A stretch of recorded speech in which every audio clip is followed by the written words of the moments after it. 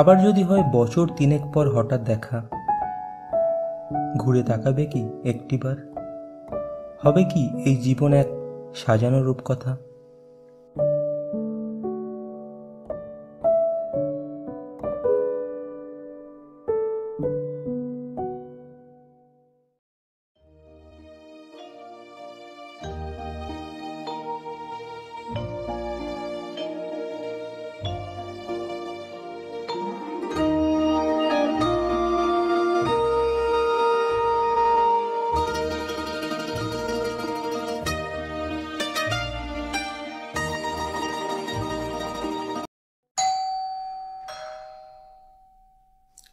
এখন কে এলো গো মিনতিদি? দাঁড়াও ছোটদা বাবু, আমি দেখছি। চিঠিটা আবার ডায়েরির ভেতরে ঢুকিয়ে রাখি আমি। আ, আপনি দাঁড়ান এখানে, ছোটদা বাবুকে বলি। কি গো, কে এলো? আবির, গলার স্বরটা চিনতে একেবারেই অসুবিধা হয়নি যে ইনি আমার প্রতিবেশী অন্বেষা মুখোপাধ্যায়। তবে এই বিকেলের সময় ওর আমার কাছে আসার কারণটা ঠিক বুঝে উঠতে পারলাম না। বছরখানেক আগে এমনই এক বিকেলে অন্বেষা আর ওর হবু জীবনসাথী অ্যান্ড্রিউ আমার বাড়ি এসেছিল ওর বিয়ের যাবতীয় অনুষ্ঠানের দায়িত্ব দিতে। জানি না অন্বেষার মনে কি ছিল, তবে আমি একজন কোম্পানির মালিক হিসেবেই এই অনুষ্ঠানের দায়িত্ব নিয়েছিলাম। অ্যানির সাথে আবিরের সম্পর্ক, বন্ধুত্ব যাই ছিল তা মারা গেছে বছর 3 আগে। এখন রয়েছে পড়ে কেবল প্রতিবেশী আবির সেনগুপ্ত ও অন্বেষা মুখোপাধ্যায়। কিন্তু এখন অন্বেষার কি দরকার পড়লো আমার কাছে? কোনো আড়ম্বর না দেখেই আমি সোজাসুজি ওকে প্রশ্ন করি, হঠাৎ কোন অনুষ্ঠান আছে? কেমন আছিস? হাসি পেল একটু। যে মেয়েটা একটা সময় আমাকে মৃত্যুর দিকে ঠেলে দিয়েছিল, আজ হঠাৎ আমার প্রতি তার এত দয়া কেন? চলে যাচ্ছে। আমি আশা করতে পারি আমি কেমন আছি এটা জানতে এই অকর্মণ্যর কাছে তুই আসিসনি।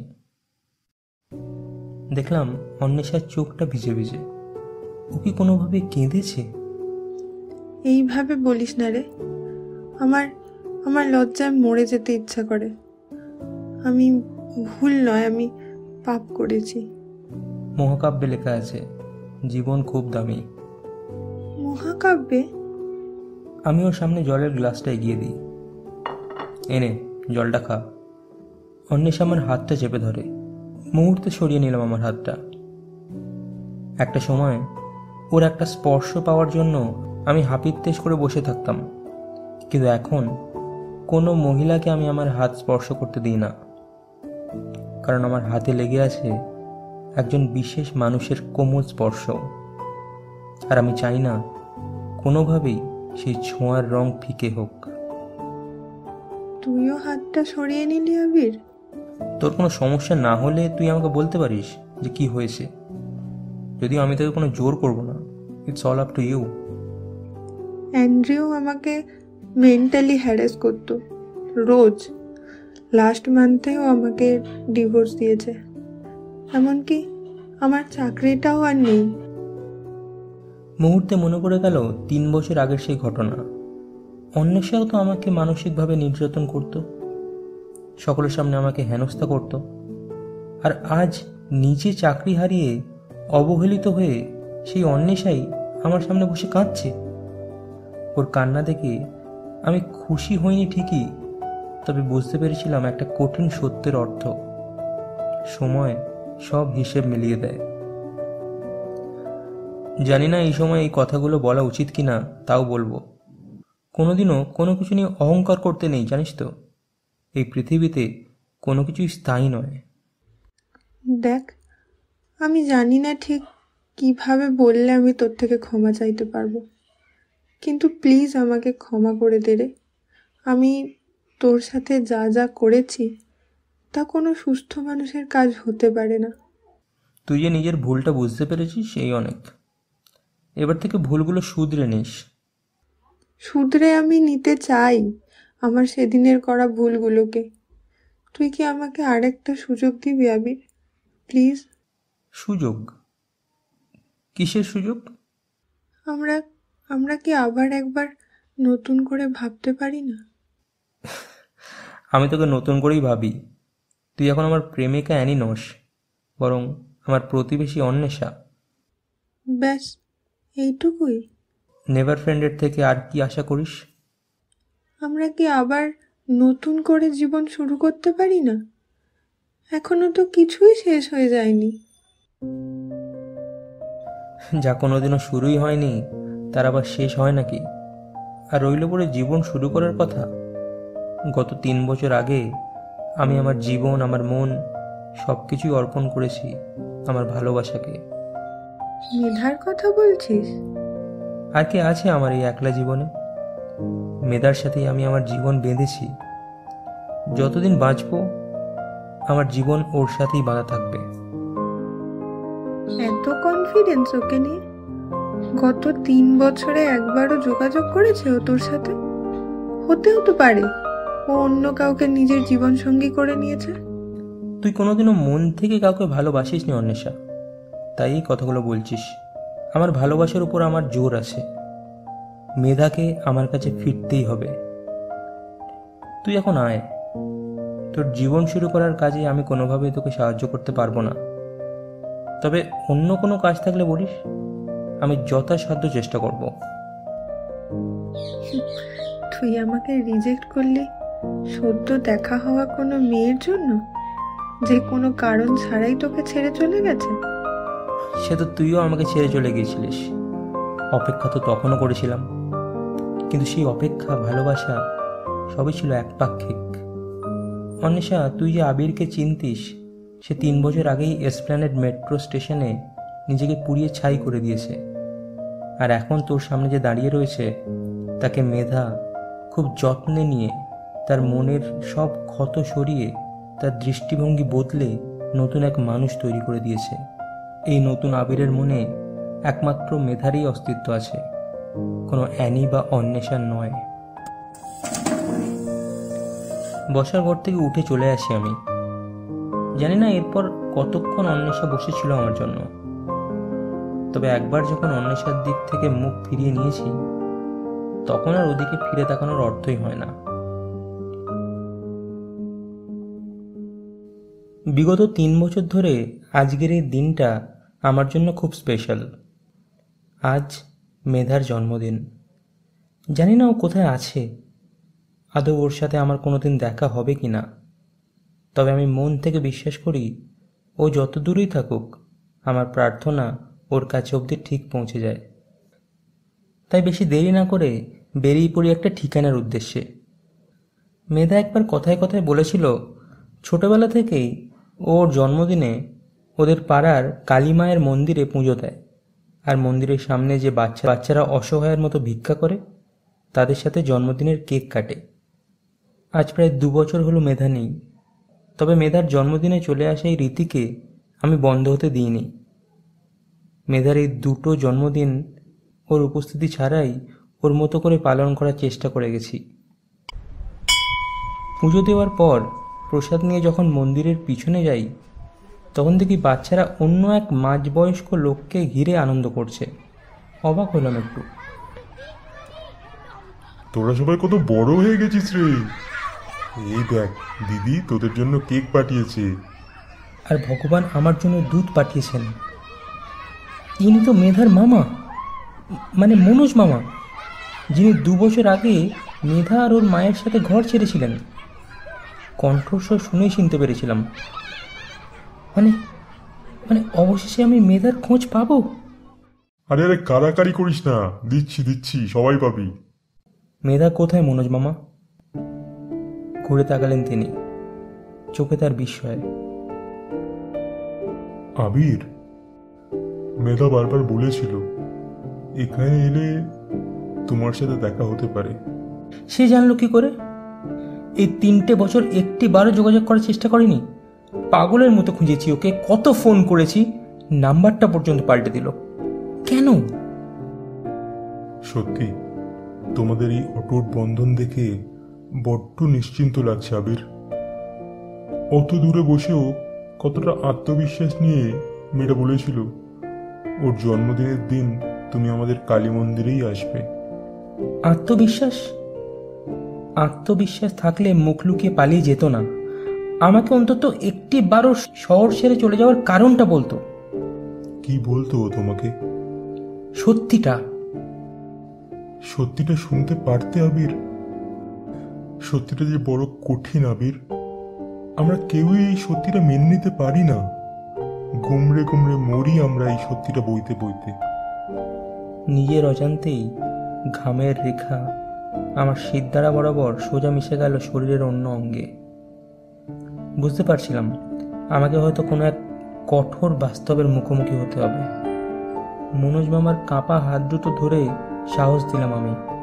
আমাকে সবটা বলো মামা। এই পৃথিবীর কোনো সত্যি আমাকে মেধার থেকে দূরে ঠেলে দিতে পারবে না। তুমি আমাকে সবটা বলো। প্রকৃতিই চায় না মেধা আমাদের কাছে থাকুক। আমি আর কি, আমি তো নগণ্য মাত্র। মামা, আমি জোর হাত করে মিনতি করছি, তুমি আর মনে কিছু চেপে রেখো না। আমাকে সবটা বলো। আমি এইভাবে অন্ধকারে আর বাঁচতে পারছি না। প্লিজ বলো। মেধার ব্রেন টিউমার, লাস্ট স্টেজ।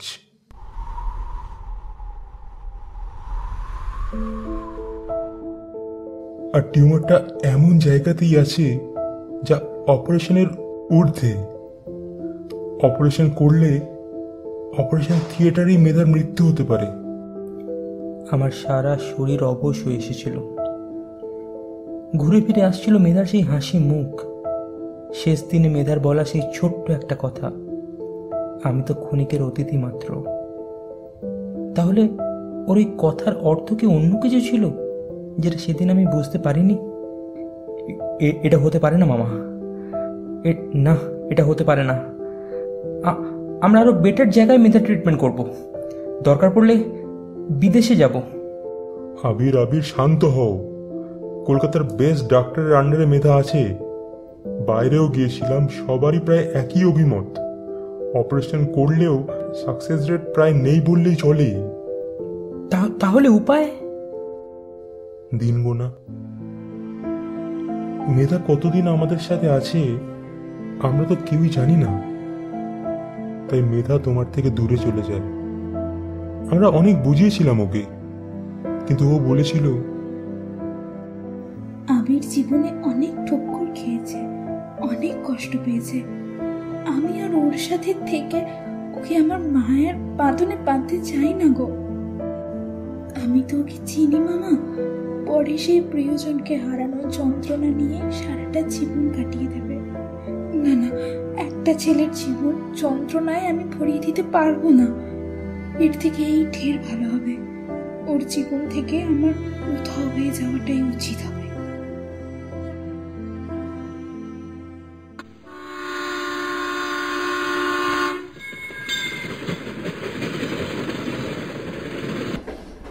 আমি এখন ট্রেনে যাচ্ছি দুর্গাপুরে মেধার সাথে দেখা করতে। কাল মন্দিরে মামা বলেছিল দীর্ঘ 3 বছর ওনারা দুর্গাপুরে আছেন মেধার বাবার পৈতৃক বাড়িতে। মেধা সেখানে নাচের স্কুল করেছে, ছোট ছোট বাচ্চাদের নাচ শেখায়। হাত ধরে দেখে নিলাম একবার। আর মাত্র 1 ঘন্টার অপেক্ষা। 3 বছর থেকে এক ধাক্কায় এই অপেক্ষা 1 ঘন্টায় নেমে এসেছে। আমার এই দীর্ঘ অপেক্ষা সার্থক হবে তো?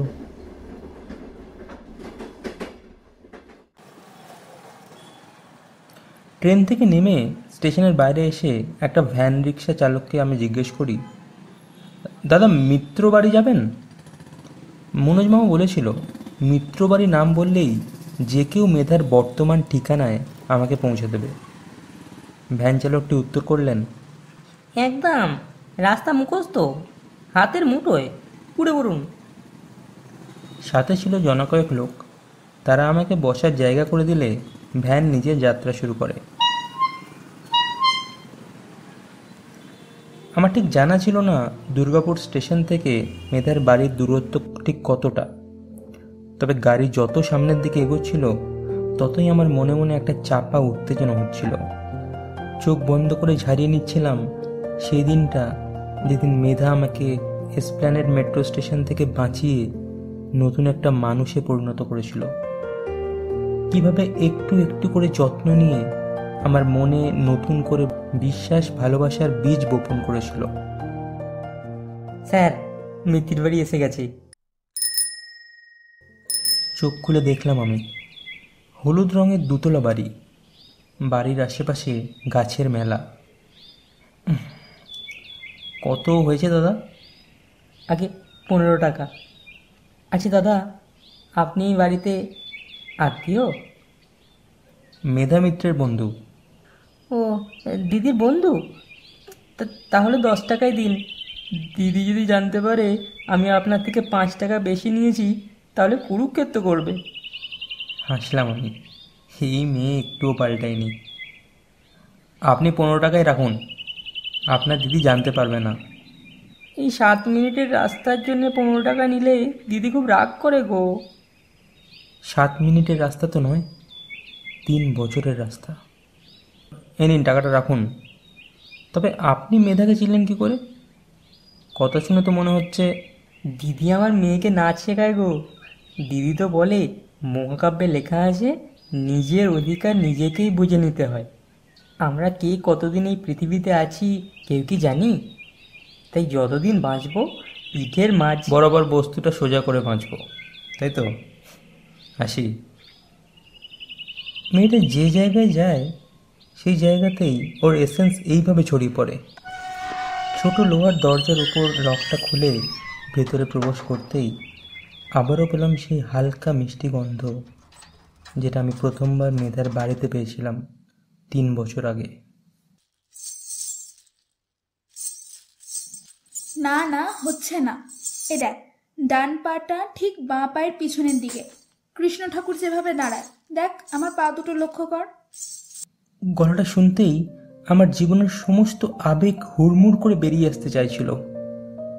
বাড়িতে না ঢুকে বাড়ির পিছনের উঠোনের দিকে যাই আমি। সেখানে দেখি 7-8টা বাচ্চা, আর রয়েছে মেধা। সবাই চুপ হয়ে যায়। উঠোন জুড়ে বিরাজ করছে এক গভীর নীরবতা। চোখ মেলে চাইলাম আমি, সেই মুখ, সেই মুখের ওপর পড়া অবাধ্য কিছু চুল, সেই চোখ, আমার সেই মেধা। মেট্রো স্টেশনেই বুঝতে পেরেছিলাম বড্ড জেদি তুমি। ঠিক আমার ঠিকানা উদ্ধার করে ফেলেছ। বোঝাপড়াটা যে বাকি ছিল মেধা। মেধা ছুটে এসে জড়িয়ে ধরে আমাকে। সে যে কি প্রশান্তি আমি মৌখিক ব্যাখ্যায় কি করে বোঝাই।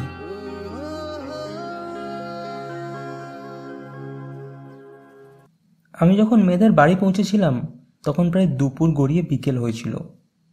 মেধার মায়ের সাথেও দেখা হয়েছিল আমার। সন্ধ্যাবেলায় আমি দাঁড়িয়েছিলাম ওদের দুতলার ঝুল বারান্দায়, একা। কিরে বাবা? এইভাবে কি দেখছো? বাড়ির লোক দেখতে পেলে না বিয়ে দিয়ে দেবে, বুঝতে পারবে তখন। তাই বিয়ে দিয়ে দেবে? মেয়েটাকে নিজের কাছে টেনে আনি। আমার উপর এতটুকু বিশ্বাস নেই? কিছু না বলে এইভাবে কেউ চলে যায়? তোমার ওপর না আবির, আমার নিজের উপরেই বিশ্বাস নেই। আমার হাত ছাড়িয়ে রাতের আকাশের দিকে তাকায় মেধা। জানো আবির, আমি প্রতি রাতে এইখানে দাঁড়িয়ে আকাশে কটা তারা আছে সেটা গুনি। কে জানে, হতে হতে পারে কালকের পর থেকে হয়তো ওই তারাদের মাঝেই আমাকে আশ্রয় নিতে হবে। মেধা, একটা কথা বলবো? বাবা, হঠাৎ এত ভদ্র হলে কবে? বলো। বিয়ে করবে আমাকে?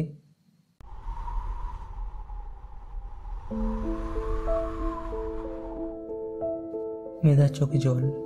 আমি যে কটা মাস মেধার সাথে সময় কাটিয়েছিলাম, একটা সময়ের জন্যও ওকে কাঁদতে দেখিনি। আর আজ কি না। এই মেধা, কি হলো? কাঁদছো কেন? নিজের জীবনটা এইভাবে নষ্ট করো না আবির। তুমি তো এখন আমার ঠিকানা জানো, মাঝে মাঝে এসো দেখা করতে। কিন্তু কি মেধা? আমি তো আমার জীবনটা শেষ করে দিতে চেয়েছিলাম। কেন এসেছিলে আমাকে বাঁচাতে? কেন একটু একটু করে স্বপ্ন বুনতে শিখিয়েছিলে? কেন আমাকে একেবারে নতুন একটা মানুষ তৈরি করলে? কেন মেধা, কেন?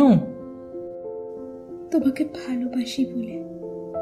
আমিও তো ভালোবাসি মেধা, খুব ভালোবাসি। এইভাবে আমাকে দূরে ঠেলে দিও না। কিন্তু আমার যে খুব ভয় হয় আবির, যদি পরের দিনের সকালটা আমার জীবনে আর না আসে। আজকের সন্ধ্যাটা আছে, আজকের রাতটা আছে, এই এতটা সময়ের কতগুলো ঘন্টা আছে, কতগুলো মিনিট আছে, কতগুলো মুহূর্ত আছে। সেই মুহূর্তগুলো তো আমরা একসাথে বাঁচতেই পারি। আমি তোমাদের কাউকে ছেড়ে যেতে চাই না আবির, আমি তোমাদের সাথেই থাকতে চাই, প্লিজ। আমার বুকের ভেতরে মুখ ঢুকিয়ে কেঁদেছিল মেধা। কত বছরের যে জমা কষ্ট নিয়ে মেয়েটা হাসি মুখে ঘুরছিল, তার হিসেব বোধ হয় মেধার এই যন্ত্রণাময় কান্নাই দিতে পারবে।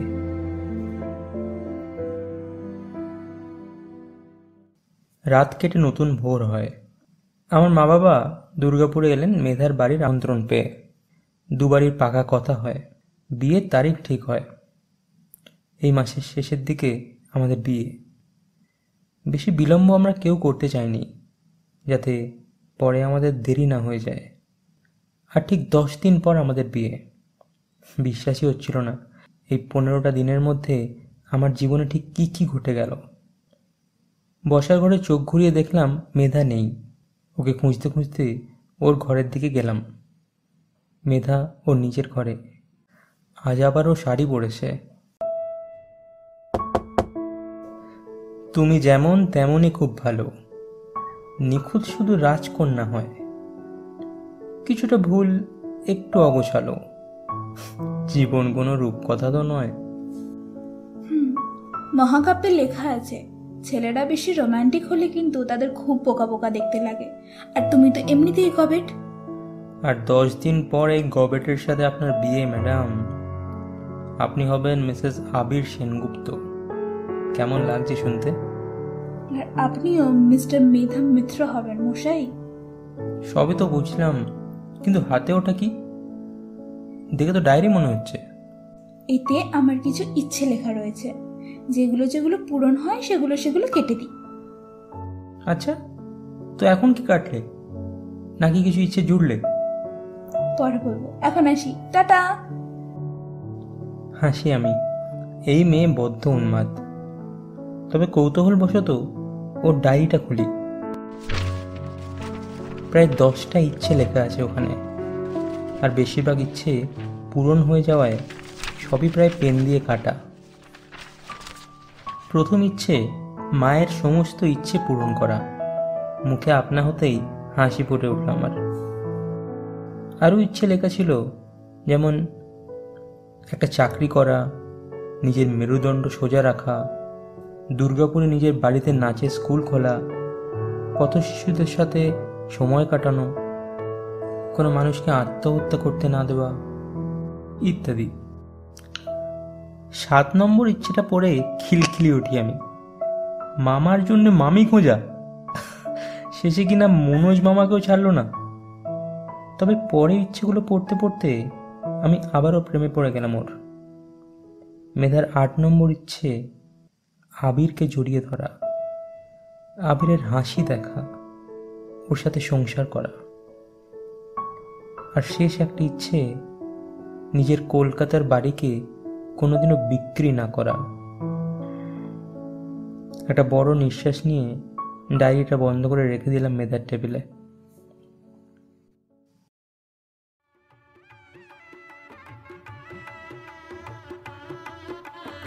আজ 18ই অগ্রহায়ণ, আমার আর মেধার বিয়ে। স্বপ্নকে বাস্তবায়ন হতে কেউ দেখেছ? আমি দেখেছি। মেধার পরনে লাল বেনারসি, কপালে লাল টিপের মাঝে চন্দনের আঁকি বুকি, সোনার গয়না, মাথায় সাদা সাদা জুঁই ফুল, গলায় রজনীগন্ধার মালা, পায়ে লাল আলতা। বাঙালি মেয়েদের এই রূপে কোনো তুলনাই হয় না। চোখ জুড়িয়ে গেল আমার। ছাদনাতলায় আমাদের দুজনের দৃষ্টি দিয়ে শুরু হলো এক শুভ সৃষ্টি। মালা বদল শুধু নয়, বদলে গেল আমাদের জীবন। হস্তবন্ধনে শুধু হাত নয়, বাঁধা পড়ল আমাদের মন। সপ্তডিঙা পেরোলেও এই জীবনের বৈতরণী আমরা একসাথেই পার করব, এই শপথ নিয়ে মেধার স্মৃতি রাঙিয়ে দিলাম আমি। নিমেষেই মেধার রূপ যেন দ্বিগুণ বেড়ে গেল। তারপর যে 1 সপ্তাহ কিভাবে কেটে গেল তার ইয়ত্তা নেই। এতক্ষণ শুভ সময় ছিল বলে আনন্দের ভাগিদার করছিলাম আপনাদের। তবে আপনারা তো আমার সাথে প্রথম থেকে জুড়েছিলেন, তাই বলি। এর মাঝে মেধা বেশ অনেকবার অসুস্থ হয়েছে, মাথার যন্ত্রণায় কান্নায় ভেঙে পড়েছে, এমনকি আমাদের বৌভাতের রাতে অজ্ঞান অবধি হয়ে গিয়েছিল।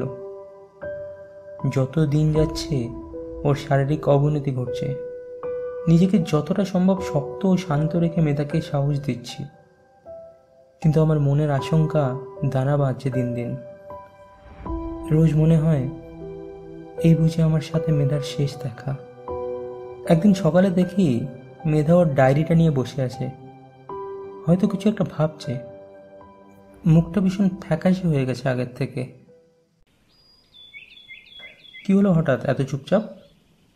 মহাকাব্যে কি লেখা আছে বিয়ের পর মেধা মিত্রকে শান্ত হয়ে থাকতে হবে? ওষুধগুলো খুব কড়া আবির, মাথাটা ঝিমঝিম করে, খুব অলস লাগে। আচ্ছা আচ্ছা আচ্ছা, এখানে এসো। হ্যাঁ, এখানে এসে বসো, আরাম করে বসো। আহ, তুমি যে কি করো না, আমি কি অসুস্থ নাকি? ওহ, আমি ভুলেই যাই, আমি তো সত্যি অসুস্থ। কে বলেছে তুমি অসুস্থ? হ্যাঁ, একটা রোগ হয়েছে, তার তো ট্রিটমেন্ট চলছে, সব ঠিক হয়ে যাবে। দেখো, আমি তো আছি।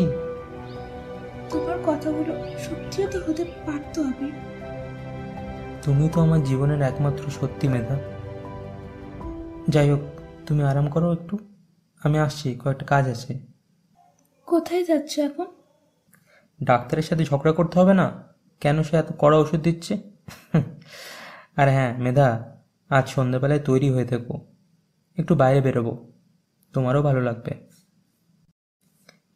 সন্ধে হয়, মেধাকে নিয়ে আসি আমি একটা জায়গায়। তবে আসার আগে মেধার চোখ দুটো বেঁধে রেখেছিলাম। যদিও সারপ্রাইজ ছিল না, মেধা পা রাখতেই বুঝতে পেরেছিল। আবির, এ তো আমার বাড়ি। একটু ভুল হলো ম্যাডাম, এটা আপনার নয়, আমাদের বাড়ি। আজ থেকে আমরা এখানেই থাকবো। কিন্তু তোমার বাড়ি, তোমার মা বাবা সবাই আছেন, তেমনই বাড়িটাও তো আছে, এটার খেয়াল তো নিতে হবে। দেখো, তুমি আসার আগে সব পরিষ্কার করে সাজিয়ে রেখেছি। কেন এত কিছু করছো আবির? আমি কি সত্যি এসব ডিজার্ভ করি? এর থেকে অনেক অনেক বেশি কিছু ডিজার্ভ করো তুমি মেধা। ভাত কাপড়ের অনুষ্ঠানে আমি তোমাকে কি বলেছিলাম ভুলে গেছো? বলেছিলাম তো, আমরা যতদিন একসাথে আছি ততদিন ছোট ছোট মুহূর্তগুলো আমরা আনন্দে হাসিতে রঙিন করে তুলব। তুমি সত্যি বলছো তো আমরা আজ থেকে এখানেই থাকবো? ডায়েরিতে এটাই না তোমার শেষ ইচ্ছে ছিল, পূরণ করে দিলাম। হ্যাঁ, তবে একটা ইচ্ছে পূরণ করতে পারলাম না মেধা, জানি না পরেও পারবো কিনা। কি ইচ্ছে? তোমার মামার জন্য মামি খোঁজা, মনোজ মামার বিয়ে দেওয়া।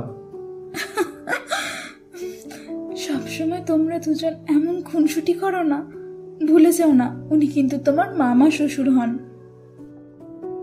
ব্যাস, এই হাসি মুখটা দেখতে দেখতে কেটে গেল আরো 2 বছর। আমাদের ঘর আলো করে এলো আমাদের ছোট্ট কন্যা সন্তান মেহুল। মেহুল হওয়ার পর মেধার শরীরটা আরো বেশি খারাপ হতে শুরু করলো। মাঝে মাঝেই হাসপাতালে অ্যাডমিট হতে হবে। হাজারো একটা কঠিন কঠিন মেডিকেল টেস্ট, কড়া কড়া ওষুধ, হাতে সিরিঞ্জের দাগ, এই দৃশ্য আর চোখে দেখা যেত না। তবু যখন মেধার কাছে যেতাম, ওর মুখে লেগে থাকতো সেই হাসি। আমাকে ঘাবড়ে যেতে দেখে বলতো, এ কি আবিরানন্দ মহারাজ, এমন ঘাবড়ে গেছো কেন? মিহি এই কটা দিনই বাবাকে একেবারে নাজেহাল করে ছেড়ে দিয়েছে। কার মেয়ে দেখতে হবে তো, একেবারে মায়ের মতো হয়েছে। কাল একবার মেহুলকে আনবে গো আবির। জানি নিউবর্নকে আমার কাছে আসতে অ্যালাউ করবে না, তাও কিছু কি করা যায় না? তুমি তাড়াতাড়ি সুস্থ হয়ে ওঠো তো। কি হাসপাতালের বেডে পড়ে রয়েছে এতদিন ধরে? মেহুল তো ওর মায়ের জন্য অপেক্ষা করছে। আমার ইনস্টিংক্ট বলছে আবির, আমার হয়তো আর ফেরা হবে না। তাই বলছি, একটিবার কি মেহুলকে আনা যায় না? আমি দেখছি, ডাক্তারের সাথে কথা বলে কিছু একটা ব্যবস্থা করছি। তুমি এসব কথা ভেবো না। মেধাকে তার পরিবারের কাছে ফিরতেই হবে, ফিরতেই হবে। আমি চাইনি কোনোভাবে মেধার সামনে আমার চোখের জল পড়ুক। বাইরে বেরিয়ে আসি আমি, ডাক্তারের সাথে কথা বলি, কাকুতি মিনতি করি। মেধার শেষ ইচ্ছের কথা জানতে পেরে ডাক্তারও রাজি হয়ে যান, কারণ আমরা সবাই জানতাম মেধার হাতে সময় খুব কম, তবে এতটা কম জানতাম না। কথা ছিল পরের সকালেই মেহুলকে খানিকক্ষণের জন্যেও মেধার কাছে নিয়ে যাওয়া হবে, কিন্তু সেই সকালটা আর মেধার জীবনে এলো না। ভোরবেলায় এসে নার্স খবর দিয়ে যান মেধা আমাদের ছেড়ে চলে গেছে অনেক অনেক দূরে।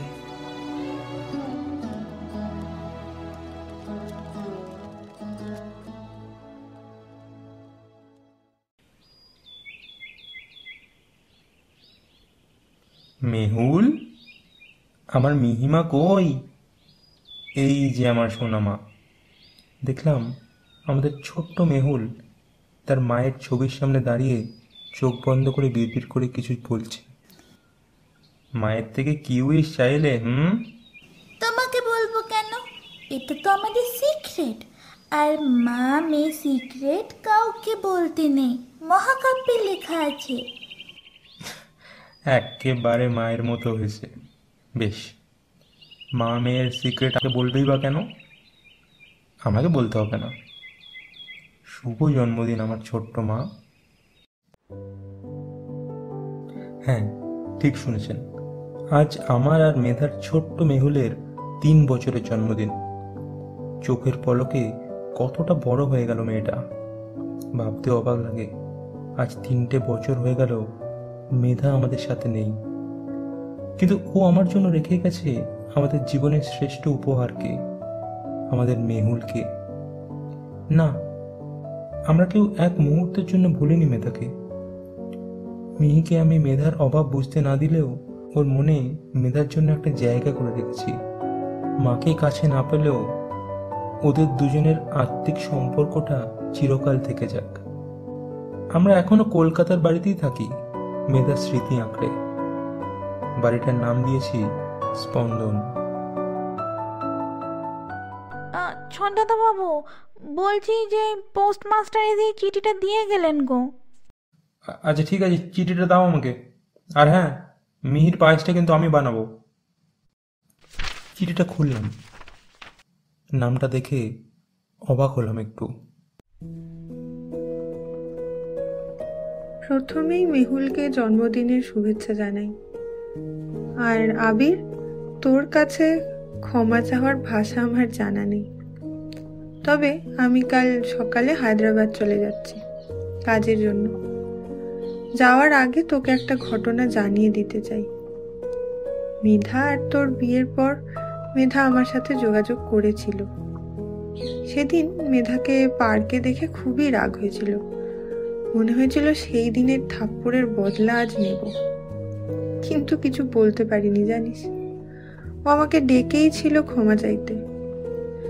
প্রথম ক্ষমা চেয়েছিল সেই রাতের ওর ভুলের জন্য, আর দ্বিতীয় ক্ষমা চেয়েছিল তোকে আমার থেকে কেড়ে নেওয়ার জন্য।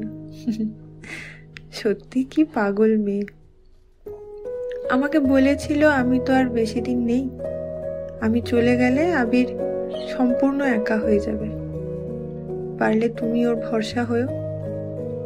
সেদিন আমি মেধাকে বলতেই পারিনি যে মানুষটা কোনোদিনই আমার ছিল না, তাকে আমার থেকে কি কেড়ে নেবে। আর আমার কপালটা দেখ, মেধাকে আর এই কথাটা বলার সুযোগও পেলাম না। মেধার সাথে কাটানো এই 2 ঘন্টা আমি কোনোদিনও ভুলতে পারবো না রে। মেয়েটা আমার জীবনের দিশাই ঘুরিয়ে দিল এক নিমেষে। মেধার এইভাবে চলে যাওয়া আমাকে জীবন সম্পর্কে আরো অনেক কিছু শিখিয়ে দিল।